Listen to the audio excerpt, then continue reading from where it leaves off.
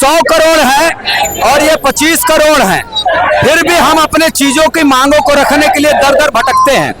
आज देश में प्रदेश में हिंदू की सरकार मुस्लिम घर है जो अपने मकान का हिस्सा जानबूझ के अवैध तरीके से बढ़ाता है और हर साल माता की मूर्ति को रोकने के लिए वो हिस्सा गिराया जाता है और वो हर साल बनाता है। ये दोगलापन केवल हमारे देश में क्यों है?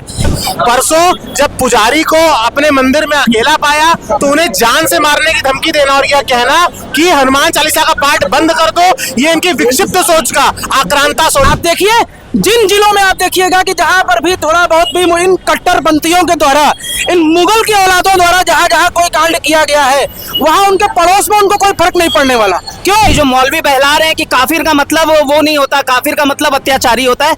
आप जाके देखिए, आइडोलेटर्स का मतलब होता है जो आइडल की, जो मूर्ति की पूजा करते हैं, और बल्कि इस्लाम की भाषा में जो नॉन मुस्लिम है, जो मोहम्मद को अपना प्रॉफिट नहीं मानता, वो हर आदमी वाजिबुल कत्ल है। इसमें प्रदेश में हिंदू की सरकार है, योगी आदित्यनाथ जी की सरकार है। ऐसी स्थिति में विश्व की धार्मिक राजधानी काशी में जिस प्रकार से हनुमान चालीसा को पढ़ने पर रोक लगाया जा रहा है, कुछ मुस्लिम आतंकवादी धूप, गर्मी, पसीना, जिससे आपकी स्किन पर खुजली और दांत की समस्या बढ़ना आम बात है। लगाए दादू मलहम एंड लोशन और करे खुजली का काम तमाम। पहले आई लव मोहम्मद और अभी हाल ही में बनारस के मदनपुरा में लगातार उत्तर प्रदेश में सांप्रदायिक मामले बढ़ते जा रहे हैं, जिसे देखते हुए हम ये कह सकते हैं कि क्या योगी राज में सांप्रदायिक दंगे होने के चांसेस हैं। हाल ही में अभी मदनपुरा में बनारस के कुछ पंडितों को हनुमान चालीसा लगाने से और चलाने से रोका गया, जिसके चलते यहाँ पे कुछ कार्यक्रम है जिससे हम बात करते हैं। तो आप क्या करने वाले हैं? मेरा नाम नीतीश सिंह है, महानगर मंत्री हिंदू युवा वाहिनी। आज ये जो आप हुजूम देख रहे हैं, ये हिंदू जनमानस है जो वर्षों से पीड़ित है। हम 100 करोड़ हैं और ये 25 करोड़ हैं, फिर भी हम अपने चीजों की मांगों को रखने के लिए दर दर भटकते हैं। आज देश में प्रदेश में हिंदू की सरकार है, योगी आदित्यनाथ जी की सरकार है। ऐसी स्थिति में विश्व की धार्मिक राजधानी काशी में जिस प्रकार से हनुमान चालीसा को पढ़ने पर रोक लगाया जा रहा है, कुछ मुस्लिम आतंकवादी, मैं इनको आतंकवादी कहता हूँ, ये चलते फिरते बम है, इनके बच्चे भी बम की तरह होते हैं, ये कब फट जाए कुछ पता नहीं है। इसलिए आपको सावधान और सतर्क रहने की आवश्यकता है।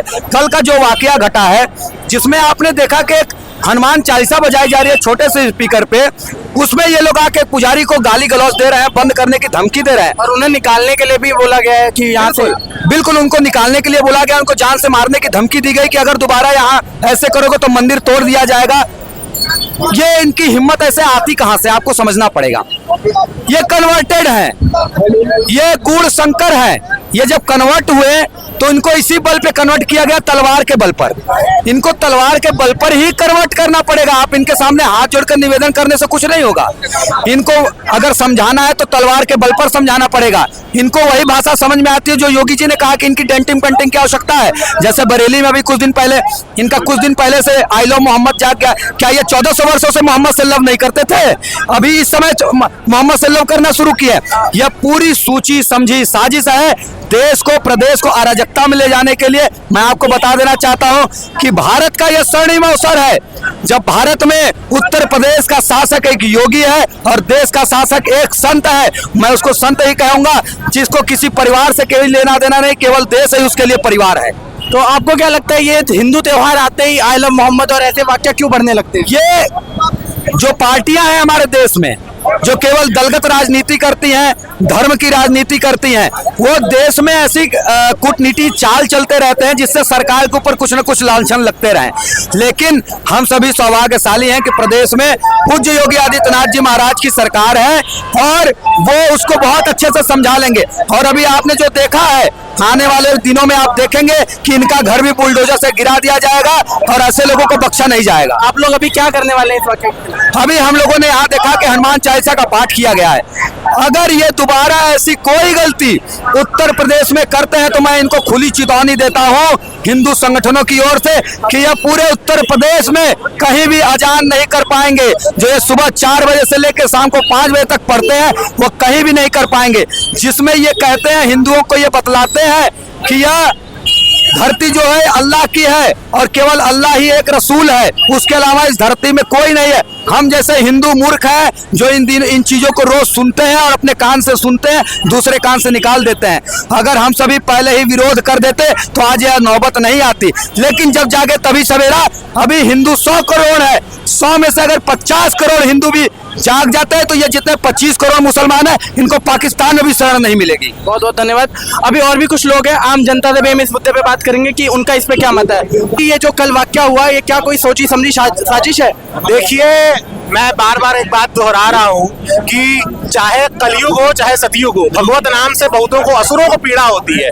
तो ये असुर प्रवृत्ति के लोग हैं, इनके मन में शांति से रहने का चैन नहीं है। ये अलग अलग बहाने ढूंढ करके हमारे सामाजिक सौहार्द को बिगाड़ने का प्रयास करते हैं। परसों जब पुजारी को अपने मंदिर में अकेला पाया तो उन्हें जान से मारने की धमकी देना और यह कहना कि हनुमान चालीसा का पाठ बंद कर दो, ये इनकी विक्षिप्त सोच का, आक्रांता सोच का परिचायक है। कि इस देश में जहां right to freedom of religion of practice है, वहां पर आप किसी को हनुमान चालीसा पढ़ने से रोक रहे हो तो यह आपकी कुंठित और आक्रांता सोच का परिचायक है। लगातार उत्तर प्रदेश में ही ऐसे सांप्रदायिक मामले देखने को मिल रहे हैं। पहले आयला मोहम्मद, देखिए, मैं आपको बता दूं, इसके पीछे एक बहुत बड़ी टूल किट, चाहे दक्षिण में आप जाकर के देख लीजिए जो कहते हैं हम सनातन को मिटा देंगे, उत्तर प्रदेश में आकर के देख लीजिए जहां पे समाजवादी पार्टी के शासन में सिपाही घंटी पकड़ के खड़े हो जाते हैं। तो ये विपक्ष के द्वारा प्रायोजित और स्पॉन्सर्ड टूल किट है जो सामाजिक सौहार्द बिगाड़ने के लिए बहुत तेजी से आगे बढ़ रही है। एक सवाल और उठता है कि साउथ जो है हमारा दक्षिण भारत, जिसको हमारी संस्कृति का सबसे ज्यादा विकसित क्षेत्र माना जाता है, वहाँ हाल ही में तमिलनाडु में अभी राम जी की प्रतिमा बनाकर उस पर चप्पल और आदि, देखिए, उसके लिए मैं केवल इतना कहूंगा, शायद उनको भगवान राम माफ कर दे, लेकिन हमारे चिरंजीवी हनुमान जिनका पाठ आज हम कर रहे हैं वो उन्हें कतिपय माफ नहीं करेंगे। और कर्म का जो फल होता है वो सभी को मिलता है। और विश्वास मानिएगा वो इतनी दुर्दांत मौत मरेंगे, इतनी दुर्दांत उनकी मृत्यु होगी कि उन्हें उस चीज की कल्पना नहीं होगी। और काशी में भी मैं प्रशासन को धन्यवाद देना चाहता हूँ कि उन्होंने उन 2 बाप बेटों को उठा करके जेल में डाला है। ऐसी सोच के प्रत्येक व्यक्ति को, चाहे वो किसी धर्म में हो, चाहे वो सनातन धर्म में क्यों ना हो, उसको जड़ से उखाड़ने का, फेंकने का काम करना चाहिए और उसकी इस मानसिकता पे बुलडोजर चलाने का काम करना चाहिए। धन्यवाद। जैसा कि आपने देखा अभी कल ही ये जो मामला हुआ है, इसके अलावा लगातार जब से ये शुरू हुआ है, नवरात्रों का समय शुरू हुआ है, तब से लगातार ऐसे कारनामे देखने मिले जिसमें आयला मोहम्मद से शुरुआत हुई, फिर तमिलनाडु में श्री राम की प्रतिमा पे वो बनाकर। जो लोगों ने ध्यान नहीं दिया, देखिए मदनपुरा मुस्लिम बाहुल्य क्षेत्र है और यहाँ पर कई ऐसे, देखिए अभी माँ का विसर्जन भी हो रहा है, कई ऐसे क्लब हैं जो उसके अंदर है। तो इस प्रकार का कृत्य करके, जैसे आज से वर्षों पूर्व दशहरे के दिन और विसर्जन के समय सामाजिक माहौल खराब करने का प्रयास करते थे, ये उनकी सुनियोजित चाल है। प्रशासन इस चीज के ऊपर सतर्क है। हम बस यही चाहते हैं कि सारे सनातन भाई इस चीज को लेकर के सतर्क हैं और आपस में जागरूक रहें। बहुत बहुत धन्यवाद। क्या आपको ज्ञात है कि यहाँ पे देवनाथपुरा की बंगालियों का एक मोहल्ला है जहाँ पे देवनाथपुरा की बड़ी काली जी की प्रतिमा की पूजा होती है। अभी 1 महीने बाद कार्तिक मास में वो होता है। एक मुस्लिम घर है जो अपने मकान का हिस्सा जानबूझ के अवैध तरीके से बढ़ाता है और हर साल माता की मूर्ति को रोकने के लिए वो हिस्सा गिराया जाता है और वो हर साल बनाता है। ये दोगलापन केवल हमारे देश में क्यों है? ये इन्होंने बोला कि आप मूर्ति पूजक हैं, 1947 में हमें दूसरा देश चाहिए। इन्होंने बांग्लादेश पाकिस्तान के रूप में 2 देश ले लिए कि आप मूर्ति पूजक हैं, हम आपके साथ नहीं रह सकते, हम मोमिन हैं। फिर आज, पहले तो उस वक्त कांग्रेस ने अलाउ किया और मैं क्या बोलूं, नपुंसक हिंदुओं ने अलाउ किया उस वक्त यहाँ पे मुस्लिमों को रहना, और आज मुस्लिम बोल रहे हैं कि आज हम यहाँ रहेंगे, तुम कहीं और जाओ। ये पूरी यूरोप जैसी सिचुएशन बन रही है हमारे देश में और उसको दूसरी राजनीतिक पार्टियां पूरा समर्थन दे रही हैं। ऐसे सांप्रदायिक जो मामले लगातार उठते चले आते हैं, इसमें हम पूर्णतः सभी मुस्लिम्स को वो नहीं ब्लेम कर सकते हैं ना भैया? ये आपका कहना है, लेकिन मेरा मानना है, आपने कुरान पढ़ी है, आप कुरान को पढ़ो और हर एक हिंदू को कुरान का हिंदी अनुवाद पढ़ना चाहिए कि कुरान क्या कहता है। कुरान सीधा कहता है कि जो मूर्ति पूजा के वो वाजिबुल कत्ल है और उसका कत्ल करने पे मोमिन को शबाब मिलेगा। ये कुरान में लिखा है। लेकिन हिंदू को क्या है, उसको MSc BSc डॉक्टर इंजीनियर बनना है। डॉक्टर इंजीनियर बनो, पैसे कमाओ और फिर उसके बाद ये लूट के ले जाएंगे तुमसे जिहाद करके, और उसमें इनको सवाब मिलेगा क्योंकि इनकी किताब कह रही है। ये किसी को नहीं दिख रहा। सरकार से लेके सुप्रीम कोर्ट आज तक इस बात पे नहीं आख्या ले रही है कि किताब में इतनी गंदी चीजें कैसे लिखी हो सकती हैं। अभी हाल ही में एक डाटा आया था जिसमें ये बताया गया कि उत्तर प्रदेश में अभी हाल ही के वर्षों में एक भी सांप्रदायिक दंगा नहीं हुआ है, तो क्या ये उसी रिकॉर्ड को खत्म करने की कोई साजिश है? सांप्रदायिक दंगा भैया, ये उत्तर प्रदेश में योगी बाबा की सरकार है, अभी हिंदू बहुसंख्यक है, तो सांप्रदायिक दंगे आपको नहीं दिख रहे हैं? छुटपुट घटनाएं रोज होती रहती हैं हर जगह। कितनी घटनाएं तो ऐसी हैं कि जिनको दर्ज नहीं करती है पुलिस, और पुलिस का इसमें बहुत समर्थन है। पुलिस का बहुत समर्थन है। नंबर 2 के ज्यादातर इलीगल धंधे यही करते हैं, पुलिस को पैसे खिला के काम करवाते हैं।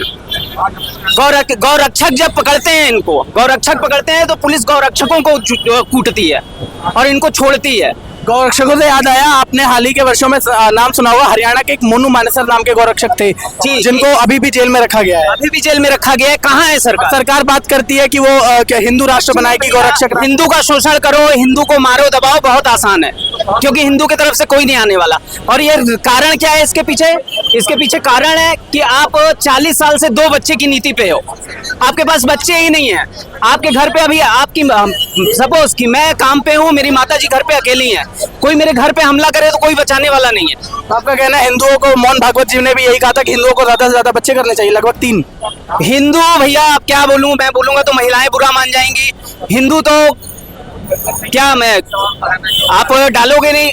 हिंदुओं का फिगर खराब हो रहा है, बच्चे करेंगे तो उनका फिगर खराब होगा। ठीक है, पैसे कहाँ से कमाएंगे? सरकारी स्कूल में नहीं पढ़ा सकते, प्राइवेट स्कूल में पढ़ाएंगे। ठीक है, तो आप इनके मत से सहमत है कि हिंदू जागृत नहीं है? नहीं, सबसे बड़ी चीज है कि हमारे में एकता नहीं है। आज ये संगठन की एकता जो आप देख रहे हैं ना, ये सिर्फ और सिर्फ एक नेतृत्वकर्ता में आया था। कल सोशल मीडिया पर एक पूरा की पूरा क्रांति फैलाई गई थी कि भगवा ध्वज के नेतृत्व में लोग जंगमबाड़ी पर इकट्ठा हो, तो यहाँ लोग आए हैं। हिंदुओं में एकता नहीं है। आप देखिए, जिन जिलों में आप देखिएगा कि जहां पर भी थोड़ा बहुत भी इन कट्टरपंथियों के द्वारा, इन मुगल के औलादों द्वारा जहां जहां कोई कांड किया गया है, वहां उनके पड़ोस में उनको कोई फर्क नहीं पड़ने वाला। क्यों? इसलिए नहीं पड़ने वाला क्योंकि मेरे घर नहीं हुआ है। आज ऐसा कोई समय नहीं, आज ऐसा कोई दिन नहीं कि जब हिंदू लड़कियों का बलात्कार ना हो रहा हो, लेकिन किसको फर्क पड़ रहा है? आपको, हमको नहीं। यही तो बात है, हिंदुओं में एकता नहीं है। और हम बात करते हैं सनातन धर्म की। अभी हाल ही में संभल की रिपोर्ट आई थी जिसमें लगातार हिंदुओं की जनसंख्या कम होती नजर आई थी। ये बहुत बड़ी बात है, इसमें तो बिल्कुल ध्यान देना चाहिए, लेकिन हम आप नहीं ना ध्यान देंगे, क्योंकि हम आप किस पर ध्यान देंगे? महंगाई पर, पेट्रोल के रेट पर। इस पे ध्यान देने वाली चीजें नहीं है। नहीं, आज इस समय मैं एकदम साफ इस बात का एकदम सबके सामने बोल रहा हूँ, आज इस समय आप महंगाई छोड़ दीजिए, आज इस समय आप मार्केट वैल्यू छोड़ दीजिए, इंफ्रास्ट्रक्चर छोड़ दीजिए, आज पहले आप अपने अस्तित्व को बचाइए। आप जिंदा रहेंगे तब तो ये सब देखेंगे। इनकी क्रूरता जिस तरीके से बढ़ती जा रही है, खड़े खड़े देखते देखते 10 सालों में 4 से 5 राज्य जो है वहाँ सेक्युलरिज्म के नाम पर 4 से 5 राज्यों का जो है जियोग्राफिकल फिगर जो है चेंज कर दिया गया। मुसलमानों की संख्या बढ़ गई। आज देख लीजिए आप मुर्शिदाबाद की स्थिति, आज देख लीजिए आप केरला की स्थिति, आप देख लीजिए आज बिहार की स्थिति, क्या हो रहा है? नहीं सुधरे। बंगाल फाइल देख ही लिए, केरल फाइल देख लिए, कश्मीर फाइल देख लिए, बहुत जल्दी उत्तर प्रदेश फाइल, बहुत जल्दी मध्य प्रदेश फाइल भी देखने को मिलेगा। और जोश, खाली मूवी देख करके नीचे उतरिए तब तक जोश है, उसके बाद सारे जोश ठंडे पड़ जाएंगे। उसके बाद आप और हम क्या देखेंगे? बच्चा मेरा पढ़ रहा है कि नहीं पढ़ रहा है, पेट्रोल का रेट कहाँ चला गया, इसी पर खाली ध्यान रहेगा। आम नागरिक होने के नाते ये तो जायज सवाल है ना। आज के दौर में नहीं, आज के दौर में पहले हिंदू अपना अस्तित्व बचाए, उसके बाद इस पर देखें। 10 साल, सिर्फ 10 साल आप अपने अस्तित्व पर ध्यान दे दीजिए, उसके बाद आपको इस पर ध्यान देने की जरूरत नहीं पड़ेगी। ये जिहादी खत्म होना बहुत जरूरी है। भैया बस एक निवेदन है, आप कुछ दिखाइए ना दिखाइए, हिंदुओं से हाथ जोड़ के निवेदन है कि sunna.com जो मुसलमानों के द्वारा चलाई गई वेबसाइट है, आप उस पे जाके कुरान का हिंदी अनुवाद हर एक हिंदू पढ़े, कि जिसमें लिखा है कि काफिर मूर्ति पूजक की छोटी बच्ची के साथ बलात्कार शबाब देता है मोमिन को। आप जाके ये पढ़िए और जानिए। और ये जो मौलवी बहला रहे हैं कि काफिर का मतलब वो नहीं होता, काफिर का मतलब अत्याचारी होता है, आप जाके देखिए आइडोलेटर्स का मतलब होता है जो आइडल की, जो मूर्ति की पूजा करते हैं। और बल्कि इस्लाम की भाषा में जो नॉन मुस्लिम है, जो मोहम्मद को अपना प्रॉफिट नहीं मानता, वो हर आदमी वाजिबुल कत्ल है। तो हर हिंदुओं को कुरान पढ़ना चाहिए। बहुत बहुत धन्यवाद। आप देख रहे हैं यहाँ पे लगातार ये जो सांप्रदायिक मामले बढ़ते जा रहे हैं उत्तर प्रदेश में। इसके पहले आई लव मोहम्मद से लेकर अभी हाल ही में यहाँ पे मदनपुरा में जो मामला हुआ है, इससे हिंदुओं में एक जागरूकता देखने को मिले, लेकिन क्या आगे जाके ये सांप्रदायिक दंगों में तब्दील हो सकती है? मैं प्रशांत दुबे, आप देख रहे हैं न्यूज़ राष्ट्र।